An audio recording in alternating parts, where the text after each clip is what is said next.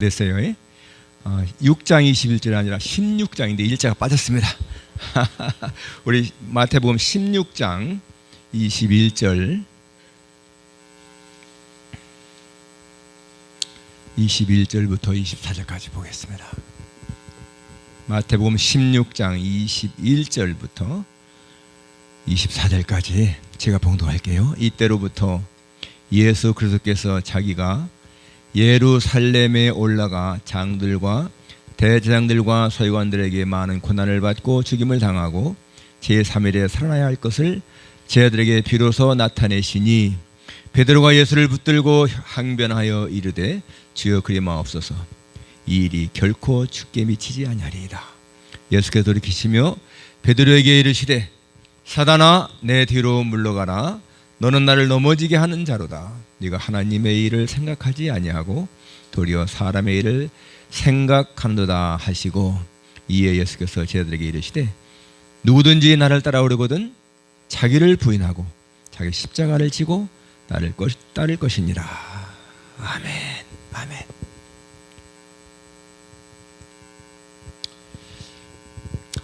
제가 보니까 참 여러분들은 굉장히 복받은 성도들이다라는 생각이 듭니다. 여러분 교회요 정말 특별해요. 이렇게 하나님 앞에 예배드릴 적에 정말 하나님이 기뻐하시는 모습을 드는 교회가 정말 흔치 않은데 오늘 보면서 여러분들 정말 하나님이 기쁘게 받으시는 예배드린다 하는 생각이 들어갑니다.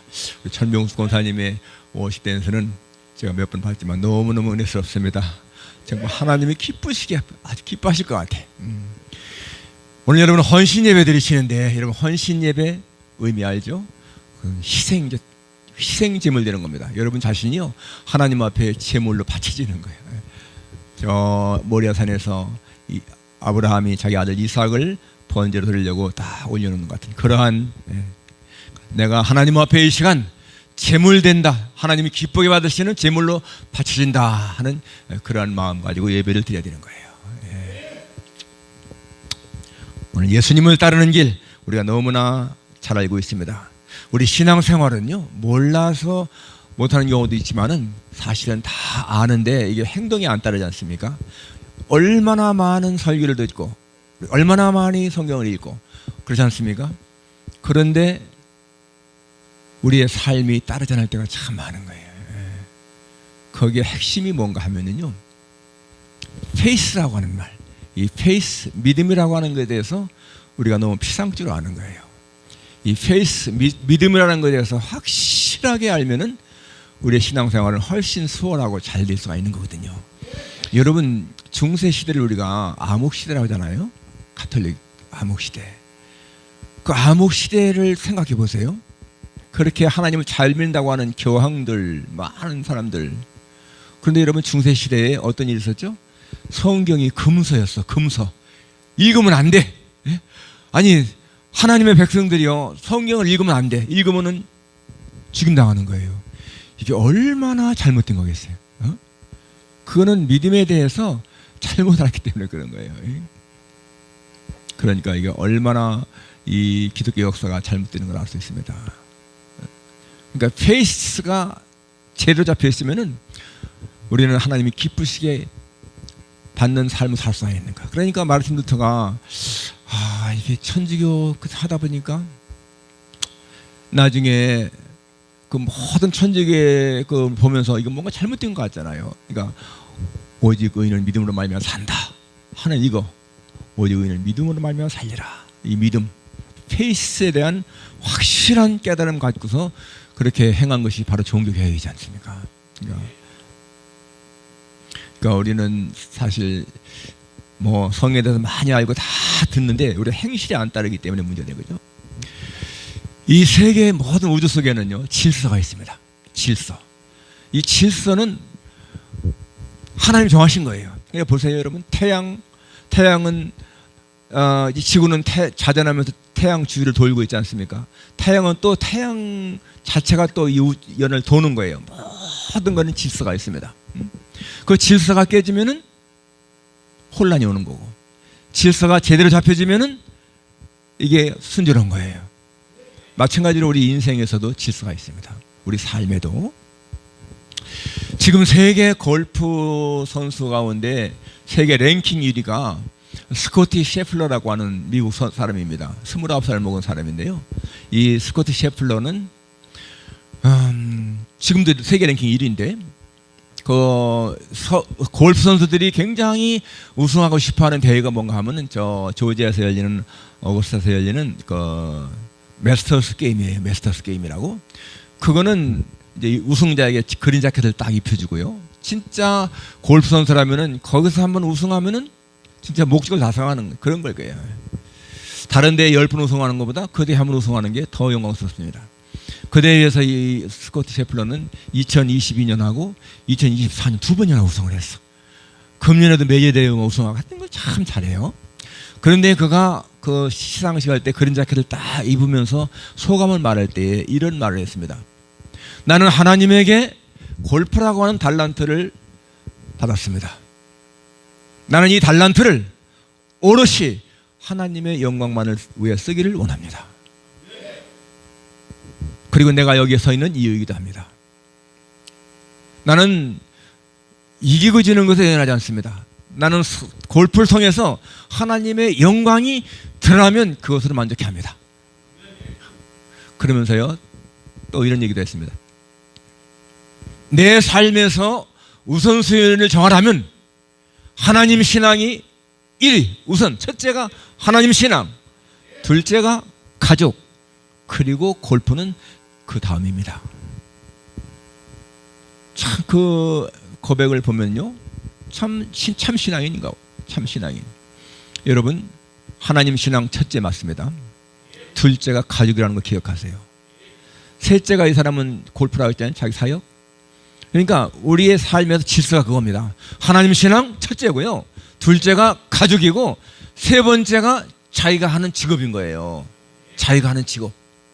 목사에게 적용한다면은 첫째는 하나님 신앙, 둘째는 가족, 세 번째가 목회인 거예요.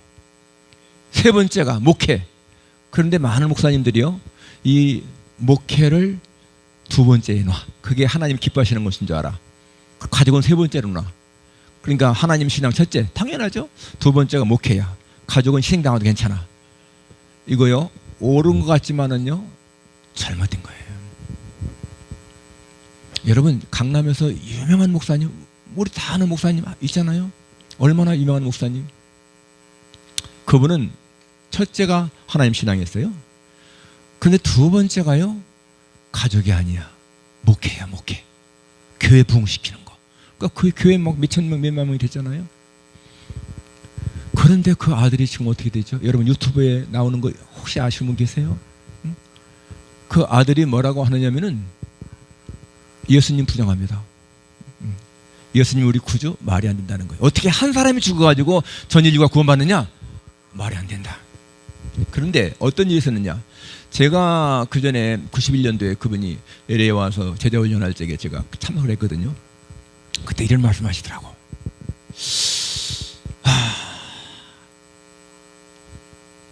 신방을 하고 집에 돌아오면은 자기가 굉장히 피곤하다는 거예요.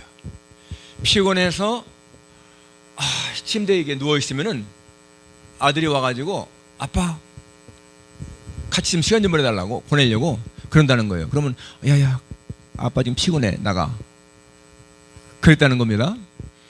그러다가 그런데 금방 또 전화가 온다는 거예요. 교인한테. 목사님 신방 좀 오세요. 그러면은요 금방 다시 옷 갈아입고 나간다는 거예요. 그런 걸 그 아들이 본 거예요. 그러니까 아빠한테는 우리보다 교인이 더 우선이구나. 그게요 그 아들한테는 엄청난 상처였고 지금은 불신앙을 떠나서 기독교를 대적하는 자가 됐어요. 기독교를 대적하는 자. 그게 얼마나 잘못된 겁니까? 그러니까 많은 목사님들이 교회를 위해서 나는 가정도 희생했다. 이거 절대 하나님이 기뻐하시는 것이 아닙니다.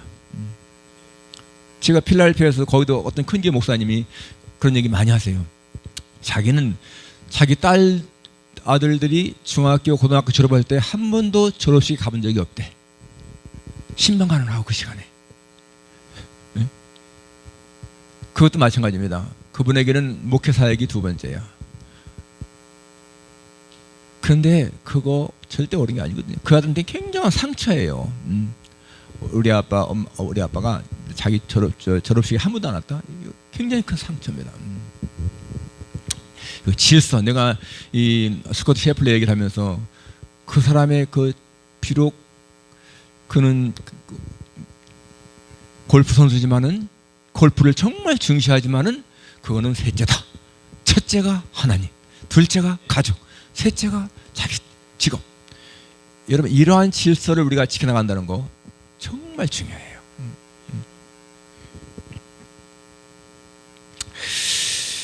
오늘 본문에 보면요, 아무든지 나를 따라오려거든 자기를 부인하고 자기 십자가를 나를 따라라, 이렇게 예수님 말씀하셨죠. 여러분, 이 말씀을 제자들에게 하시는데 이 말씀이 예수님을 위해서일까 아니면 제자들을 위해서일까? 굉장히 힘든 말이잖아요. 나를 따라오려면 자기 부인하고 십자가 가지고 나를 따라라. 근데 많은 경우에 생각할 때 이거는 우리가 이거 이렇게 희생을 하면서 예수님 따라가야 돼. 예수님을 위해서. 이게 예수님을 위해서인 것 같아. 그러나 여러분, 예수님이 우리에게 주시는 모든 말씀은요, 예수님 자신을 위해서가 아니야. 하나님이 자신을 위해서가 아니야. 우리를 위해서 주시는 거야. 어떤 말씀이든지. 굉장히 힘든 것 같아도 우리가 그 말씀을 따라가면은 우리한테 복이 되는 것이지 하나님에게 복이 되는 게 아니라니까. 그걸 우리가 깨닫게 되면은요, 우리는 하나님 말씀을 순종하는 것이 훨씬 쉬워집니다. 지금 예수님이 이렇게 말씀하신 거 보게 되면은 이 말씀 자체가 예수님이 하나님 앞에서 걸어가신 모습이잖아요. 예수님 그랬잖아. 아버지여, 이 잔을 내게서 지나가게 하옵소서. 그러나 내 원대로 마시고 아버지의 원대로 되기 원합니다. 내 원대로 한다면은 이거 십자가 그냥 지나갔으면 좋겠는데 하나님, 내 소원대로 하지 마시고 아버지 소원대로 해주세요. 이게 아버지를 위한 것 되지만은, 그러나 이것은 예수님 자신을 위한 거예요. 예수님이 하나님 앞에 받은 그 사명을 완수하는 길이잖아요. 그러니까 무슨 말씀이든지 성경에 나오는 모든 말씀은 하나님 그분을 위해서가 아니라 바로 우리를 위해서 주시는 말씀이다.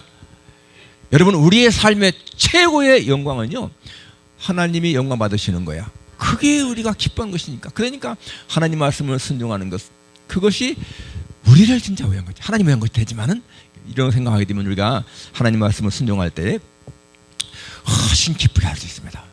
예수님이 그 명절 때에 이제 헬라인들이 와서 예수님 보기 원한다고 하잖아요. 그럴 적에 이제 이 빌립이 안드레가 예수님과 같이 가서 저 헬라인들이 주님 만나고 싶어해요. 이럴 때 예수님 하신 말씀이 뭐였어요? 인자가 영광을 얻을 때가 가까이 왔도다. 그러시면서 하늘의 밀이 땅에 떨어 죽지 않으면 하나 그대로 있고 죽으면 많은 열매를 맺는다. 그 말씀을 했거든요. 인자가 영광을 얻을 때가 왔대. 그게 언제예요? 예수님 죽을 때잖아요. 십자가 죽을 때. 자신의 죽음을 내다보시면서 인자가 영광을 얻을 때가 왔다. 그러니까 예수님은 자신의 죽음에서 영광을 보신 분이야. 왜? 자기가 죽는 그것이 하나님의 뜻을 이루는 것이니까. 만민을 구원하시기 위한 하나님의 계획을 완성하는 거. 그거니까 영광을 얻는 거잖아요. 그러니까 여러분, 이게 하나님이 원하시는 대로 살아가는 거, 이게 얼마나 중요한 것인가. 그러니까 십자가, 오늘 제목이 예수님을 따르는 길인데, 이 예수님을 따르는 길도 이게 우리가 하나님을 위해서, 예수님을 위해서, 그것보다 이것이 우리가 살아가야 할, 우리가 해야 할 가장 중요한 일인 것이고, 이것이 결국에는 우리를 위한 것이다. 이걸 우리가 기억해야 한다는 것이죠. 자, 그렇기 때문에 우리가 십자가를 아는 것이 기독교의 핵심을 아는 것이고, 십자가를 믿는 것이 기독교를 제대로 믿는 것입니다. 그러니까 십자가에 대한 믿음 없이는 우리는 아무것도 아니라는 거예요. 그런데 오늘 21절에 보니까 그때로부터 예수 그리스도께서 자기가 예루살렘에 올라가 장로들과 대제사장들과 서기관들에게 많은 고난을 받고 죽임을 당하고 제3일에 살아나야 할 것을 제자들에게 비로소 나타내시니 라고 했습니다. 지금까지는 예수님이 자기가 죽을 거 말씀하지 않았어. 그런데 이제 비로소 처음으로 내가 이제 예루살렘에 올라가서 고난을 당하고 죽어야 된다. 이렇게 자기의 사역을 딱 말씀했는데요. 그 다음에 보면은 베드로가 예수를 붙들고 항변하여 이르되 주여 그리마옵소서 이 일이 결코 주께 미치지 않으리다. 여기 지금 베드로의 말은 예수님을 위해서 하는 말이죠. 자기 딴에는 예수님을 위해서 하는 거잖아. 예수님 이게 무슨 말씀이세요? 말이 안 되죠. 우리말에는요 이게 굉장히 부드럽게 나왔습니다. 베드로가 예수를 붙들고 항변하여 그리마옵소서 이렇게 나왔는데요. 이게 그 원어나 영어 성경에 보게 되면요, 이 항변한다는 말이 영어로 리뷰크라고 나와요. 리뷰크는 뭐냐 하면은 꾸짖는다는 말이에요. 꾸짖는다. 지금요 베드로는 예수님을 여기 예수를 붙들고 항변해요. 끌고서 이렇게 딴 데로 한쪽으로 가는 거예요. 제자들이 많으니까 한쪽으로 끌고 가서 거기서 예수님에게만 말하는 거예요. 지금 다른 제자들 듣지 않게 하려고. 그러면서 예수님을 리뷰크 꾸짖으면서 꾸짖다. 이 말은요 예수님의 귀신을 꾸짖을 때 쓰는 말이야. 그러니까 이 베드로가 예수님에게 아주 꾸짖으면서 무슨 말씀을 하는 거야? 하면서 지금 하는 말입니다. 왜냐하면은 베드로 입장에서 볼 적에는 지금까지 자기가 예수님 따라다니면서 고생 많이 했는데 이제 예수님이 예루살렘에 올라가시면 왕이 되시면은 정말 자기들은 이제 정말 한 자리 할 그런 생각을 다 갖고 있었는데 예수님이 죽으신대요. 그 말이 돼요? 그리고 그 앞에서 베드로가 뭐라고 고백했습니까? 주는 그리스도시요 살아계신 하나님의 아들이십니다. 그렇게 했잖아요. 그리스도 구약에서부터 예언된 메시아, 그는 우리를 로마의 압제에서 해방시키시고 자유를 주실 이스라엘을 회복시킬 그 메시아인데 어떻게 죽어요? 그럼 말이 안 되잖아. 그러니까 지금 막 꾸짖는 거예요. 그때 예수님이 하신 말씀이 사탄아 내 뒤로 물러가라. 넌 나를 넘어지게 하는 자로다. 네가 하나님의 일을 생각하지 않냐고 도리어 사람의 일을 생각하는도다 라고 하지 않습니까? 무서운 말이잖아요. 여러분 베드로를 향해서 사탄이라고 하니 말이에요. 그 조그맣게까지만 해도 바요나 시므나 네가 복이 있다 이렇게 칭찬했는데 갑자기 사탄아 하니까요. 이게 왜 그럴까요? 왜 이렇게 무서운 말을 했을까? 예수님이 이 말은 지금 예수님이 광야에서 40일 동안 금식하시고 사탄에게 시험받을 때에 그 사탄의 행위와 똑같은 거예요. 지금 베드로가 하는 얘기가. 그 전에 사탄도 그랬지 않습니까? 네가 하나님의 아들이냐? 그러면 돌떡대기 해라. 네가 하나님의 아들이냐? 내가 엎드려 절하라. 그러면 내가 이 모든 영광 네게 주겠다. 그러니까 힘들게 그렇게 사역하지 말고 편안한 길로 가라 이거예요. 지금 베드로도 마찬가지입니다. 예수님 볼 적에 그래 고난당하는 힘들게 죽임당하고 그렇게 사역하지 말고 그냥 편안하게 메시아 사역을 해라. 그런 의미거든. 그러니까 예수님이 이렇게 사탄아 하면서 꾸짖는 거 아니겠습니까? 그러니까 이 베드로도 고난의 길 피하고 편안한 길로 가라 이렇게 유혹하는 거예요. 그러니까 이 베드로는 자기도 모르게 사탄에게 이용당하는 거죠. 그러니까 여러분 여기서 우리가 알 수 있는 게 뭡니까? 예수님을 따라가는 길은 두 가지가 있다. 하나는 좁은 길이고 하나는 넓은 길이다. 그런데 넓은 길은 쉽게 보이고 좁은 길은 어렵게 보인다. 그런데 여러분 오늘날도 예수 믿는 사람들은 이 둘 중에 하나를 가야 되는데 넓은 길이냐 좁은 길이냐인데 넓은 길은 쉬운 것처럼 보이지만은 그것은 하나님과 멀어지는 길이잖아요. 그죠? 좁은 길은 힘들게 보이지만은 그거는 하나님과 가까워지는 길인 거야. 그리고 사람들은 넓은 길이 편안하기 때문에 좋다라고 생각하지만은 실상 넓은 길 자체가 하나님과 멀어지기 때문에 거기에는 만족도 없고 기쁨도 없어요. 좁은 길은 힘들게 느껴지지만은 주님과 함께하기 때문에 거기에는 기쁨과 만족이 있는 거예요. 그러면 여러분 우리가 선택할 것은 분명하잖아요.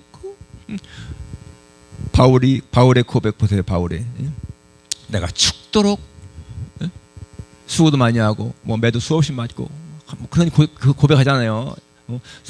유대인들에게 40에 하나 가만매를 5번 맞고 3번 태장으로 맞고 1번 돌에 맞고 3번 파산하는데 일주일 기쁘면서 지냈고 뭐 수고하며 애쓰고 막 얘기하지 않습니까?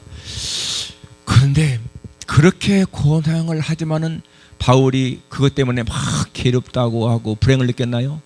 아니잖아. 오히려 기뻐했잖아. 더 기뻐했잖아. 그리고 고린도후서에서도 하는 말이 내가 그리스도를 위해 약한 것들과 능력과 궁핍과 핍박과 곤란을 기뻐하노니 이는 내가 약할 그때에 곧 강함이라.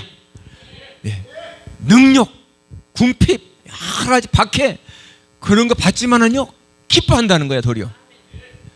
여러분 그러니까 우리는요 평안하면서 얻는 기쁨만이 그게 진정한 기쁨이 아니고 바울처럼 핍박을 당하고 능력을 당하고 고난을 당하고 배고픔을 당하고 어려움을 당해도 그때 예수님 안에서 누리는 기쁨 이게 참 기쁨이라는 거죠.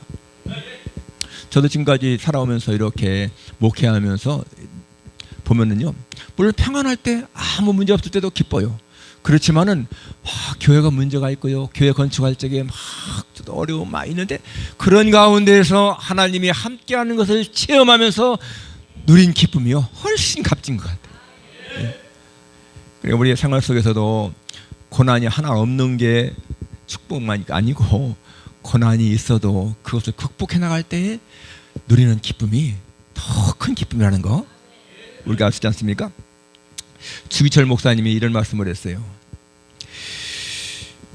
예수님은 가시 면류관을 쓰셨는데 왜 오늘의 성도들은 영광의 면류관만 바랄까? 참 우리 신앙의 선조들 보게 되면은 진짜 가시 면류관 고난 그런 가운데서도 주님과 동행하는 기쁨을 누렸잖아요. 그런데 우리는 너무나 평안한 것만 추구하는 그런 삶을 살고 있습니다. 저는 이 군 선교 때문에 매년 나왔어요. 2007년부터 매년 나왔는데 어느 해는요 한번 그 서대문 형무소를 우리가 견학을 했거든요. 여러분 서대문 형무소 견학하신 분들 계세요? 가셨어요? 예.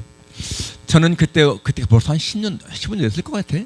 그때 가면서 아니 이렇게 우리가 바쁜 시간 내내 왔는데 왜 서대문 형무소를 관람하려고 할까? 들어갈 적에는 그런 마음으로 갔어요. 그런데 한 바퀴 쭉 돌고 나와서는요 다 울었어요. 진짜.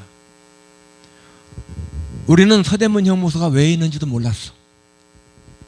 근데 알고 보니까 일본 놈들이 우리 독립운동하신 독립투사들 잡아서 가두고 고문하려고 세운 게 형무소더라고. 서대문 형무소. 우리는 왜 홍제동에 화장터가 있는지도 몰랐어.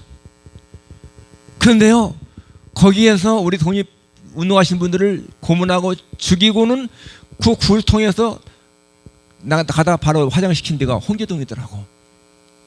야, 그런 거를 보면서 정말 독립을 위해서 애쓴 분들 그에 대한 게 마음이 다시 새겨오고 특별히 거기서 유관순 열사에 대한 설명을 하는데 그때 유관순 열사가 한 17살밖에 안 되잖아요. 17살, 18살.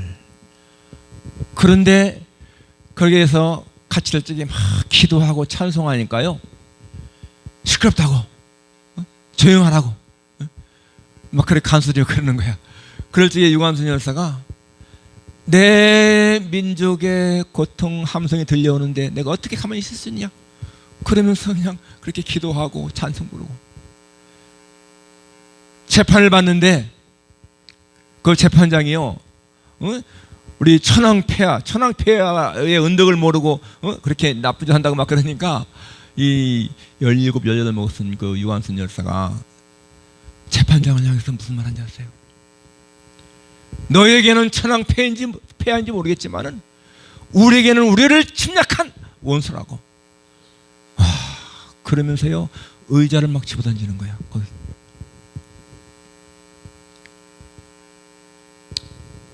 그리고 독방에다 가둬놔가지고 독방도 앉는 데가 아니야. 그러니까 서 있는 데예요. 거기 가면 벽에 한 사람 딱 들어가게 이렇게 서 있는 데가 있어요. 거기다 가둬놓고 있는 거예요. 그런 고난. 와, 그러니까 그런 걸 보고 나올 적에는요 우리 다 울었습니다. 우리가 이렇게 잘 사는 게 진짜 하나님의 은혜고 나라를 위해서 이렇게 희생당하신 분들이 있고 그 유관순 열사도 참 신앙인이잖아. 하나님을 믿는 신앙.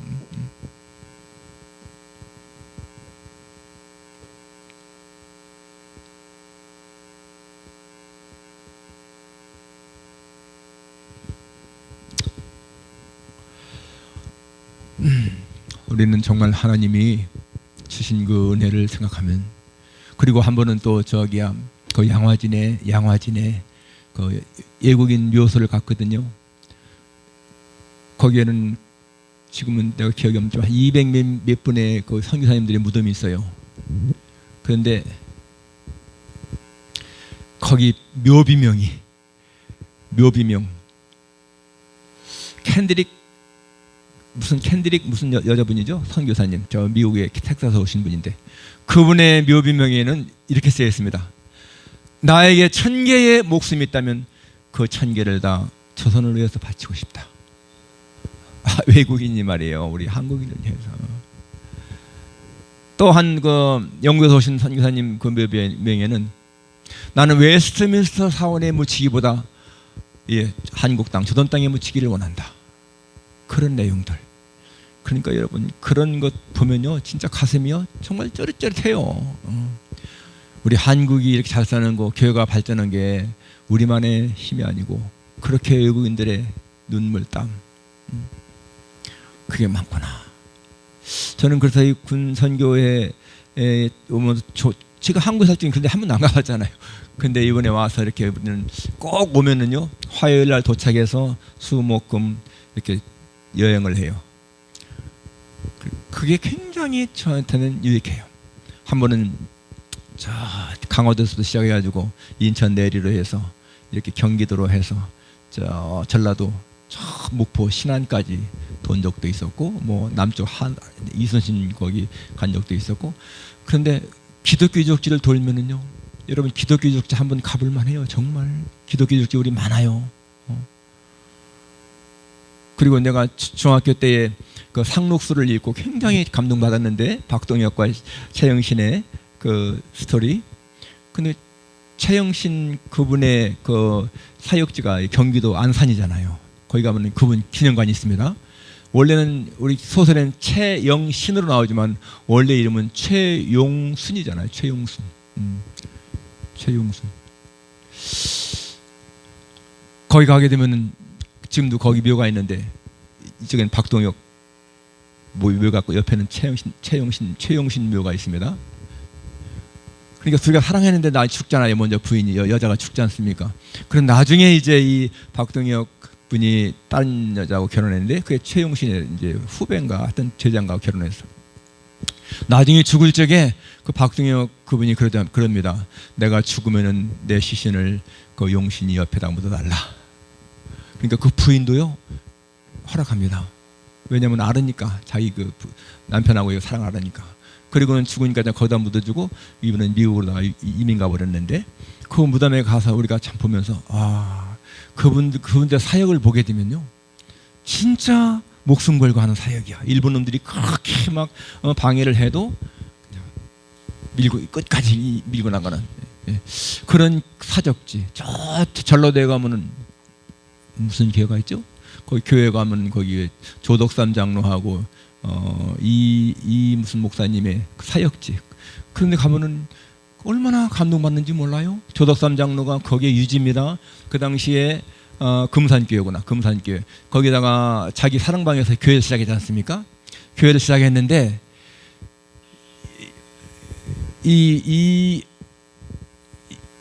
그냥 저 청년이 떠돌이가 다니다가 거기 와서 이제 머무는 거예요. 그런데 그 집에 머슴으로 있었습니다. 그러다가 나중에 몇 년 지난 다음에 이제 교회에서 장로를 뽑는데, 이 조덕삼 집사는 떨어지고 그 집의 모습인 그 양반이 장로가 됐지 않습니까? 그 얼마나 교회가 어수선하겠어요. 큰일 났구나 이제. 그런데 조덕삼 장로가 딱 나가서 그럽니다. 나는 이것이 하나님의 뜻인 줄 알고 그대로 승복합니다. 우리 집에서는 모습이지만은 나는 교회에서는 그분을 장로님으로 모시고 하겠습니다. 그렇게 했습니다.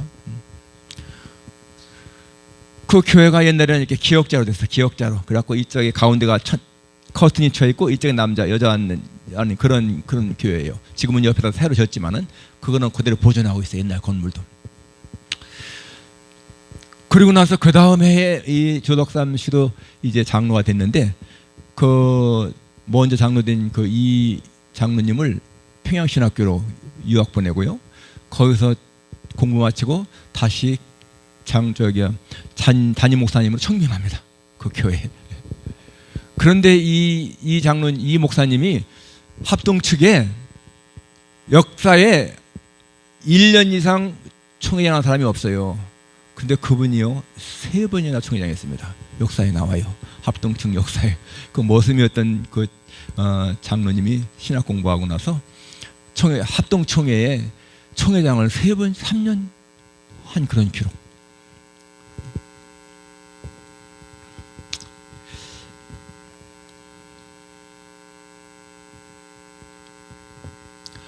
아무튼 간에 그렇게 참 신앙생활 하시는 분들을 보면서 많은 도전을 받습니다. 우리가 예수님을 따라가는 길에 많은 어려움이 있다고 해서 우리가 항상 고난만 당한다는 건 아니야. 우리는 예수 믿는 사람도 잘 살고 성공하고 부자 되고 이거 얼마든지 할 수 있어요. 그런데 우리는 목적이요, 부자, 명예, 이게 목적이 돼서 안 된다는 얘기야. 그건 진짜 기복신앙인 거야. 나는 모든 것을 하나님의 영광을 위해서 하겠다. 그럴 적에 하나님은요 나에게 채워주는 축복을 누리는 거예요. 그러니까 여러분 정말 우리 기독교인들은 예수님 말씀대로 너희는 먼저 그의 나라와 그 의를 구하라. 그리하면 이 모든 것을 너에게 더하시리라. 이것이요 중요한 삶의 질서야. 내가 하나님의 나라와 의를 먼저 구하게 되면 나머지는 다 따라온다는 거, 이것도 질서인 거예요. 질서. 베드로가 로마에서 선교하다가 너무 힘들으니까 도피하잖아요.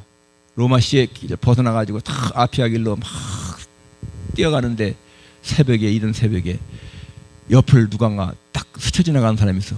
딱 보니까 예수님의 얼굴이야. 깜짝 놀라서 물어보죠.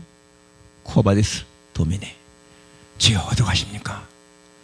그때 예수님이 뭐라고 하죠? 나는 네가 버리는 양떼들을 위해서 다시 십자가에 못 박혀 죽으려고 로마로 가는 길이다.